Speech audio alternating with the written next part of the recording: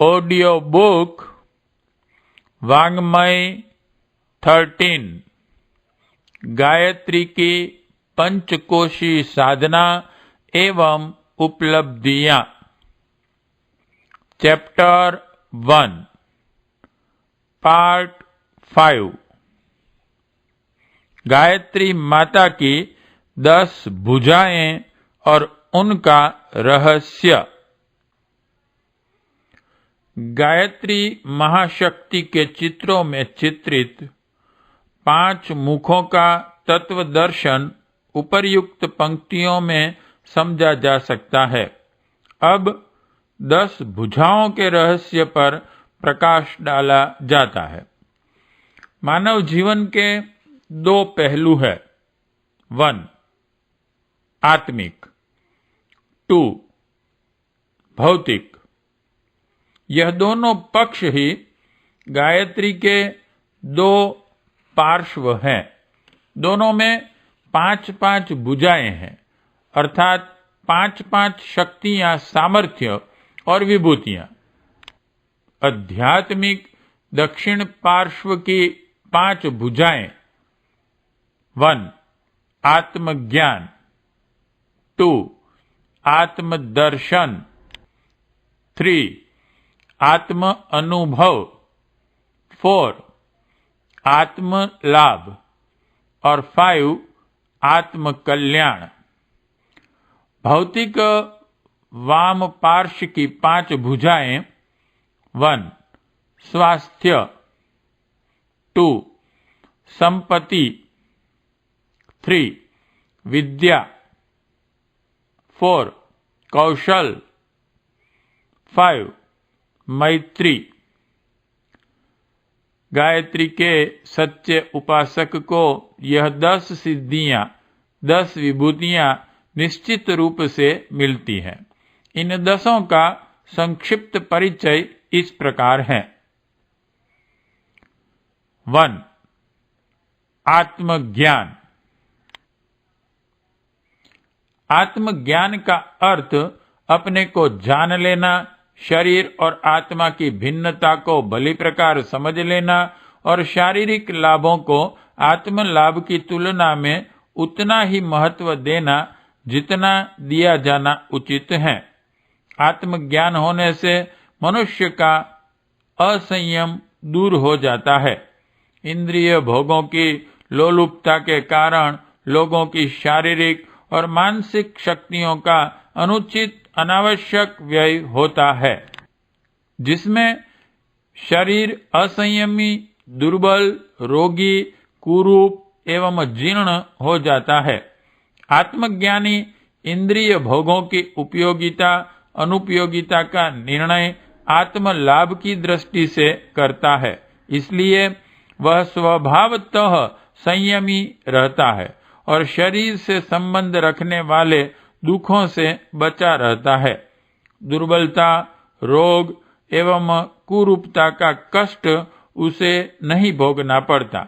जो कष्ट उसे पूर्व प्रारब्ध कर्मों के अनुसार भोगने होते हैं, वह भी आसानी से भुगत जाते हैं। 2 आत्मदर्शन। आत्मदर्शन का तात्पर्य है अपने स्वरूप का साक्षात्कार करना। साधना द्वारा आत्मा के प्रकाश का जब साक्षात्कार होता है, तब प्रीति प्रतीत, श्रद्धा, निष्ठा और विश्वास भावना बढ़ती है। कभी भौतिकवादी, कभी अध्यात्मवादी होने की डामाडोल मनोदशा स्थिर हो जाती है और ऐसे गुण कर्म स्वभाव प्रकट होने लगते हैं जो एक आत्मदृष्टि वाले व्यक्ति के लिए उचित हैं। इस आत्मदर्शन की द्वितीय भूमिका में पहुंचने पर दूसरों को जानने, समझने, उन्हें प्रभावित करने की सिद्धि मिल जाती है। जिसे आत्मदर्शन हुआ है, उसकी आत्मिक सूक्ष्मता अधिक व्यापक हो जाती है। वह संसार के सब शरीरों में अपने को समाया हुआ देखता है, जैसे अपने मनोभाव, आचरण, गुण, स्वभाव, विचार और उद्देश्य अपने को मालूम होते हैं, वैसे ही दूसरों के भीतर की सब बातें भी अपने को मालूम हो जाती हैं। साधारण मनुष्य जिस प्रकार अपने शरीर और मन से काम लेने में समर्थ होते हैं, वैसे ही आत्मदर्शन करने वाला मनुष्य दूसरों के मन और शरीरों पर अधिकार करके उन्हें प्रभावित कर सकता है। 3. आत्म अनुभव।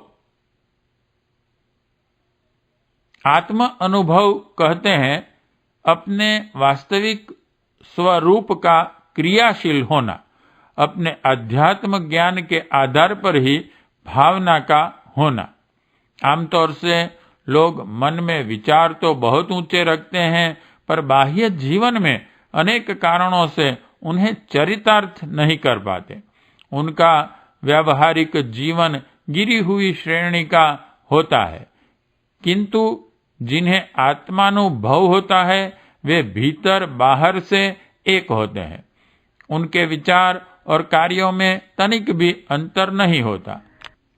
जो कारण उच्च जीवन बिताने में सामान्य लोगों को पर्वत के समान दुर्गम मालूम पड़ते हैं, उन्हें वे एक ठोकर में तोड़ देते हैं।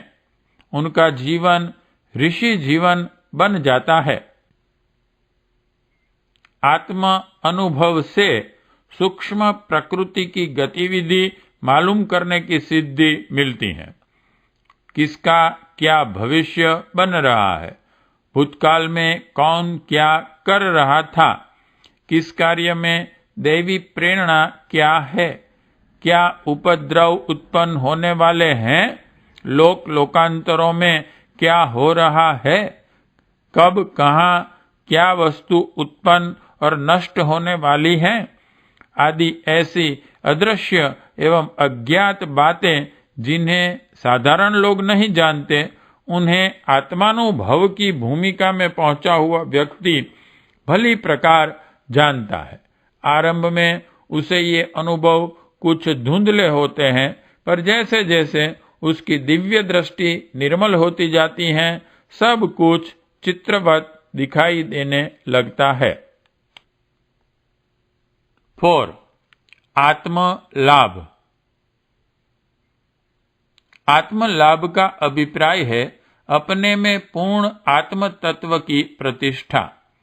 जैसे भट्ठी में पड़ा हुआ लोहा तपकर अग्निवर्ण का लाल हो जाता है, वैसे ही इस भूमिका में पहुंचा हुआ सिद्ध पुरुष दैवी तेज पुंज से परिपूर्ण हो जाता है।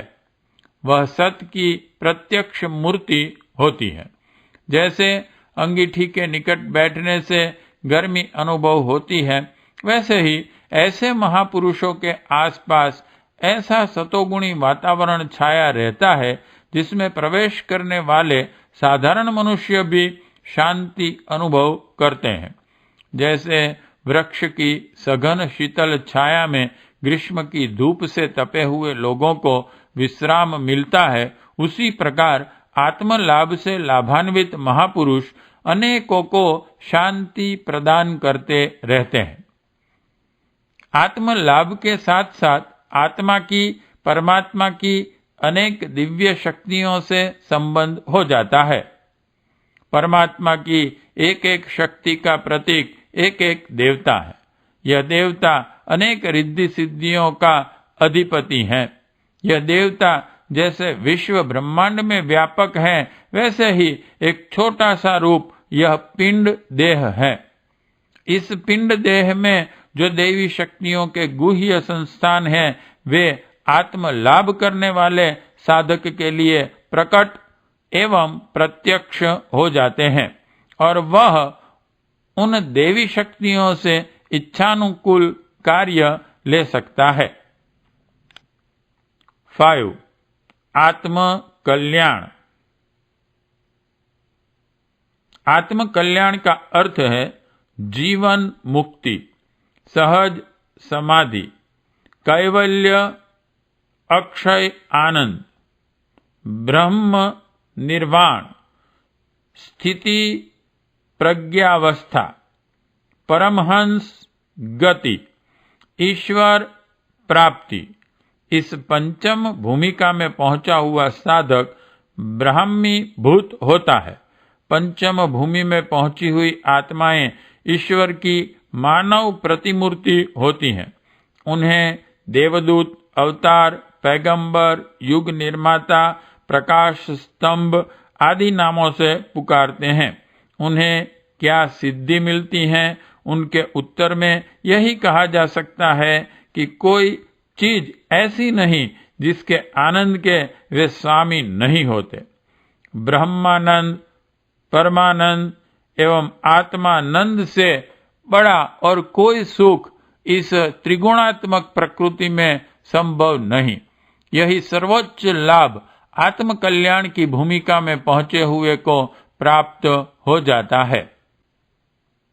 भौतिक पक्ष की 5 सिद्धियां, गायत्री माता की 5 भुजाएं आध्यात्मिक जीवन की दृष्टि से जरा भी कम महत्व की नहीं है। 6. निरोगता। गायत्री उपासक का आहार विहार संयमित रहता है, इसलिए उसे बीमारी का कष्ट नहीं भोगना पड़ता। नियमितता, निरालस्यता एवं श्रमशीलता का अभ्यस्त रहने के कारण उसके सारे अवयव क्रियाशील रहते हैं। किसी अंग का, इंद्रिय का दुरुपयोग न करने का स्वभाव होने का कारण उन सब की शक्ति चिरकाल तक स्थिर रहती है। रोग, पीड़ा, अकाल मृत्यु का कारण असंयम ही तो है। आध्यात्मिक दृष्टिकोण अपनाने वाला जब संयम की रीति नीति अपनाएगा तो फिर उसके शरीर को कष्टों से ग्रसित होने का अवसर ही न आएगा। प्रारब्धवश आए तो भी वह अधिक समय ठहरेगा नहीं। गायत्री उपासना का अपना विशेष सत्परिणाम भी है। रोगग्रस्त, शरीर पीड़ा से व्यथित, असाध्य और कष्ट साध्य व्यथाओं से ग्रसित व्यक्ति गायत्री उपासना का अवलंबन ग्रहण करने पर अपने कष्टों से छुटकारा पाते प्रत्यक्ष देखा जाता है। 7. समृद्धि। गायत्री उपासना में जिन सद्गुणों का विकास होता है उनमें परिश्रमशीलता, तत्परता, सतर्कता, मधुरता, सादगी एवं मितव्ययता प्रमुख हैं। यह सद्गुण जहां भी होंगे वहां सदा समृद्धि बनी रहेगी। दरिद्रता का निवास वहां हो ही नहीं सकता। जो परिश्रम और सावधानी के साथ उद्योगरत रहेगा, दूसरों से मनुष्यता एवं मधुरता भरा व्यवहार करेगा, उसको अर्थ उपार्जन के अनेक अवसर स्वतः ही प्राप्त होते रहेंगे। कमाए हुए पैसे को ठीक तरह खर्च करने की बुद्धि आमतौर से लोगों को नहीं होती, अस्तु अपव्यय के कारण उन्हें दरिद्रता घेरे रहती है। सादगी और शालीनता की नीति अपनाकर खर्च करने वाला व्यक्ति न दरिद्र रहेगा, न अभावग्रस्त, न ऋणी। जो दुर्गुण मनुष्य के व्यक्तित्व को अस्त व्यस्त करते हैं वे ही वस्तुतः दरिद्रता के कारण होते हैं। गायत्री की शिक्षा एवं प्रेरणा साधक को व्यवस्थित बनाने की है। सच्चा साधक उसे हृदयगम भी करता है, फलस्वरूप उसे दरिद्रता का मुख नहीं देखना पड़ता। कई बार अर्थ संकट की चिंता भरी घड़ियों में गायत्री उपासना आश्चर्यजनक प्रकाश उत्पन्न करती है। आय के स्रोत अवरुद्ध हो गए थे, वे खुल जाते हैं। मार्ग के अवरोध हटते हैं और ऐसे अवसर उत्पन्न होते हैं जिनके कारण समृद्धि की संभावनाएं अनायास ही बढ़ जाती हैं। इस प्रकार के अवसर कितनों को ही आए दिन मिलते रहते हैं और वे अनुभव करते हैं कि गायत्री माता का अनुग्रह मनुष्य की दरिद्रता एवं विपन्नता को भी दूर करता है। 8. विद्या। गायत्री बुद्धि की देवी है। उसके साधक की अभिरुचि स्वभावतः ज्ञान अभिवर्धन में होती है।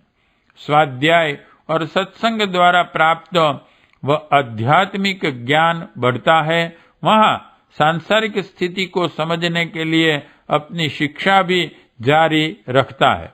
अध्ययन तो उसका प्रधान व्यसन होता है। जिसे पढ़ने में रुचि है वह अपने ज्ञान कोश को धीरे धीरे संचित करता रहे तो क्रमशः विद्यावान बनता चला जाता है।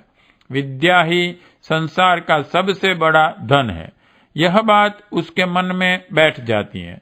जो जिस प्रकार सामान्य लोगों को धन कमाने की धुन रहती है, उसी तरह उसे विद्यावान बनने की आकांक्षा निरंतर बनी रहती है। फलस्वरूप अध्ययन के मार्ग में जो व्यवधान थे वे दूर होते रहते हैं। ये परिस्थिति तो उत्पन्न होती रहती है जिसके आधार पर वह ज्ञानवान और विद्वान बन सके। गायत्री उपासक अशिक्षित, मूढ़ एवं शिक्षा की उपेक्षा करने वाला हो ही नहीं सकता। कई बार इस उपासना के फलस्वरूप दुर्बल मस्तिष्क वालों की प्रतिभा भी अप्रत्याशित रूप में प्रखर होती देखी गई। मंदबुद्धि, भुलक्कड़, मूर्ख, अदूरदर्शी, सनकी, जिद्दी, अर्धविक्षिप्त, ऐसे कई लोगों को बुद्धिमान, दूरदर्शी, तीव्र बुद्धि, विवेकवान बनते देखा गया है। गायत्री उपासना करने वाले छात्रों को परीक्षा में अच्छी सफलता प्राप्त करते देखा गया है। 9. कौशल।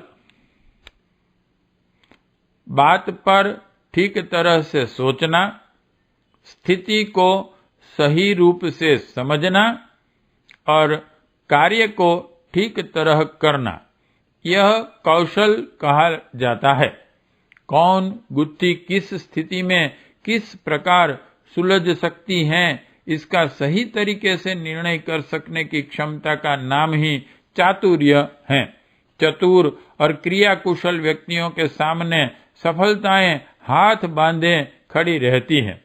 विभिन्न दिशा में विस्तृत जानकारी, सुलझे हुए विचार और सही अवसर पर सही कदम उठाने की सूझबूझ कुशलता के चिन्ह है। ऐसे कुशल व्यक्ति हर क्षेत्र में आगे रहते हैं और सफलताओं पर सफलता प्राप्त करते हुए आगे बढ़ते चलते हैं। उल्टी तरह सोचने वाले, दीर्घसूत्री और भौंदू बुद्धि कहलाने वाले व्यक्ति गायत्री उपासना का अवलंबन लेकर कलाकार, नेता, शिल्पी, विजयी, सरस्वती वरदपुत्र, प्रतिभाशाली एवं यशस्वी होते देखे गए हैं। मस्तिष्क पर दुर्भावों का अनावश्यक दबाव न रहने से व्यक्तित्व में ऐसी प्रखरता आना स्वाभाविक है।